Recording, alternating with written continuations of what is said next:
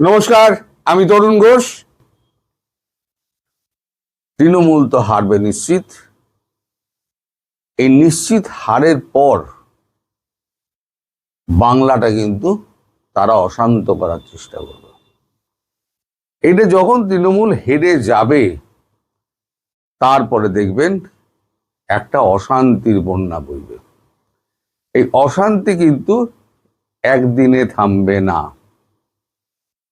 যদিও তৃণমূলের অর্ধেক লোকজন সব পালিয়ে গেছে, তৃণমূলে এখন আর লোকজন খুব একটা দেখা যাচ্ছে না। কারণ যখনই দেখা যাচ্ছে তখনই তাদের ধরে একবারে হাজতে পুরে দেওয়া হচ্ছে, বেধড়ক পে দিয়ে হাজতে ধরানো হচ্ছে। এ ভোট পরবর্তী সন্ত্রাসটা কেন হবে? এত দিন ধরে, এই যে 15 বছর ধরে তৃণমূলের হাতে বিজেপি যে মার খেয়েছে, বিজেপি যতই শান্তির বাণী ছড়াক না কেন, শুভেন্দু অধিকারী অনেক শান্তির কথা বলছেন, কিন্তু যারা মার খেয়েছে, যাদের পরিবারের সন্তান হারিয়েছে, যারা বাবা হারিয়েছে, যার মা খুন হয়েছে, সে কি ছেড়ে দেবে?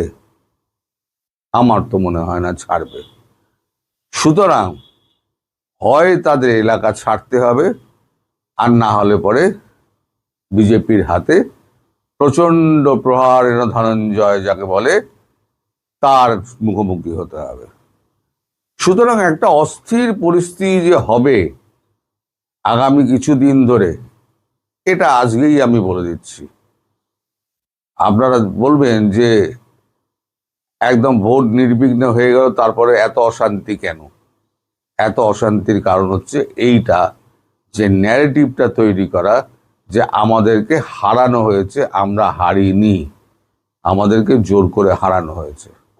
কারণ তৃণমূল নেত্রী হার মানতে চান না কোনো ক্ষেত্রেই। তিনি সবসময় তার একটা বিদ্রোহী মনোভাব, সব ব্যাপারেই বিদ্রোহী মনোভাব। তিনি হার মানবেন না, এবং হার যদি ভোটের ক্ষেত্রে যদি মানতেই হয়, তাহলে পরে তিনি যেটা করবেন, বাংলাকে অশান্ত করার চেষ্টা করবেন। সেক্ষেত্রে ভারতবর্ষের মানে কেন্দ্র সরকারের একটা চিন্তা যে এইখানে আরো ফোর্সকে দীর্ঘদিন ধরে রেখে দেওয়া। এই যে কেন্দ্রীয় বাহিনী, সেন্ট্রাল রিজার্ভ পুলিশ ফোর্স এবং সেন্ট্রাল আর্টিলারি রিজার্ভ ফোর্স, এই দুটোই কিন্তু 2.5 লক্ষ যারা আছে তারা কিন্তু আগামী বেশ কিছুদিন থাকবে। কত মাস সেটা আমি বলতে পারবো না, কিন্তু এখনই তারা যাচ্ছে না, তারা সমস্ত জেলায় ছড়িয়ে ছিটিয়ে থাকবে। এখন তো পুলিশের নিচুতলার কর্মীরা বুঝে গিয়েছে যে হাওয়া বদল হচ্ছে, নিচুতলার কর্মীরা ব্যাপক ঠেঙাচ্ছে। আর উঁচুতলার কর্মীদের যে বদল করেছিল, কানেকশনটা কাটার জন্য উঁচুতলার কর্মীদের যে এনে বসিয়েছিল ইলেকশন কমিশন, তারা এখন নিরপেক্ষ হয়ে কাজ করছে। ফলে যদি তৃণমূল ঝামেলা করতে যায়, এক হচ্ছে বেধড়ক মার খাবে, আর 2 হচ্ছে কচুকাটা হতেও আশঙ্কা একটা হচ্ছে, কচুকাটা হতে পারে। সব মিলিয়ে একটা অস্থির পরিস্থিতির মধ্যে দিয়ে কিন্তু বাংলা আগামী কয়েক মাস যাবে। আপনারা জানবেন যে এই বাংলা একটা হিংসার রাজনীতির জায়গা। সেই যুক্তফ্রন্ট আমলে চলে যাওয়ার পর, বামফ্রন্ট আসার পর, বামফ্রন্ট যেভাবে অত্যাচার করেছে 34 বছর ধরে রিগিং করে, ঠিক তার ছেড়ে যাওয়া ছুটিতে, যেমন ইউনূসের ছেড়ে যাওয়া ছুটিতে তারেক রহমান পা গলিয়েছে, তেমনি বামফ্রন্টের ছেড়ে যাওয়া ছুটিতে মমতা বন্দ্যোপাধ্যায় পা বাড়িয়েছে, পা গলিয়ে দিয়েছে। পা গলিয়ে তিনি রাজ্য শাসন করেছেন, এবং রাজ্য শাসনের মধ্যে কি কি করেছেন না করেছেন ভবিষ্যতে আপনারা সবই আস্তে আস্তে জানতে পারবেন। আমি বলে দিই, শুনুন, আমরা অত্যন্ত ভগ্ন হৃদয় নিয়ে এসেছি।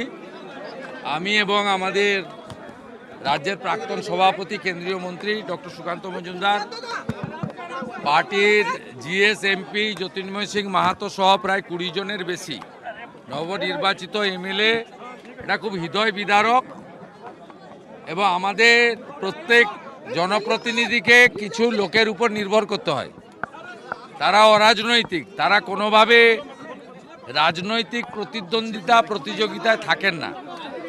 কিন্তু এই রাজ্যে যে অবস্থা 15 বছরে করে এসেছে, প্রতিহিংসার রাজনীতি, আমরা এই মুহূর্তে কোনো কনক্লুশনে আসছি না। আমাদের সবাইকে আমরা আশ্বস্ত করছি যে এই ঘটনার গুরুত্ব বিচার করে ডিজিপি সিদ্ধিনাথ গুপ্তা নিজে এসেছিলেন এডিজি এবং আইজিকে নিয়ে। তারা আমাকে এবং সুকান্ত বাবুকে অ্যাসিওর করেছেন যে সিসিটিভি ফুটেজে তারা ক্লু পেয়েছেন। তদন্তের স্বার্থে বিস্তারিতভাবে আমরাও জানতে চাইনি, আপনাদেরও বলবো না।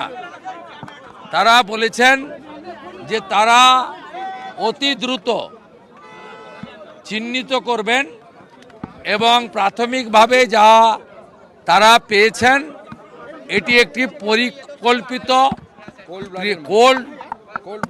কোল্ড ব্লাডেড মার্ডার, মানে পূর্ব পরিকল্পিত ঠান্ডা মাথায় এই খুন সংগঠিত করা হয়েছে।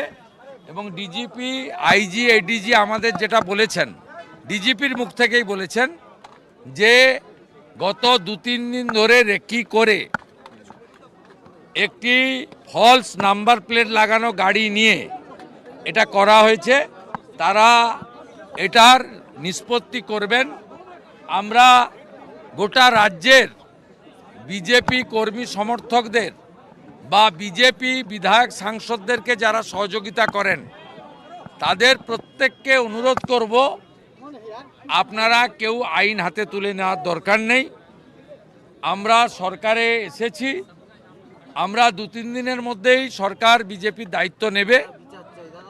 আমরা যাতে অভয়ার মতো বিচারহীন না থাকে তার ব্যবস্থা আমরা করব। সকলকে অনুরোধ করব শান্তি বজায় রাখুন এবং এই পরিবারগুলোর পাশে থাকুন। এবং আমরা এখানে থাকতে থাকতেই এখানে খড়দাতে বোমাতে একজন ইনজোর্ড, বরানগরে ছুরিতে একজন ইনজোর্ড, বসিরহাটে একজন গুলিবিদ্ধ, এই খবরগুলো পেলাম এবং ভিডিও দেখলাম। আমরা আবার রাজ্য প্রশাসন এবং রাজ্যপালকে বলবো যাতে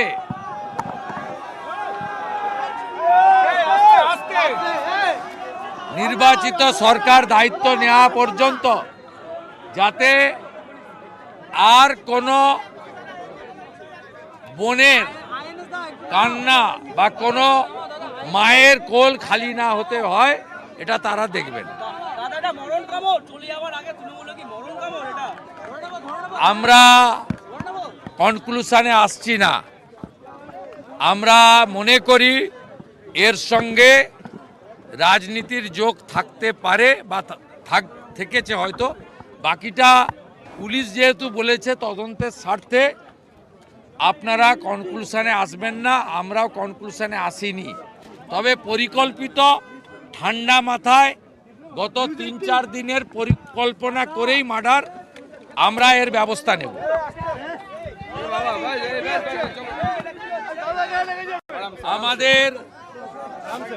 আমাদের চন্দ্র ভাইয়ের দেহ মর্গে রাখা হলো।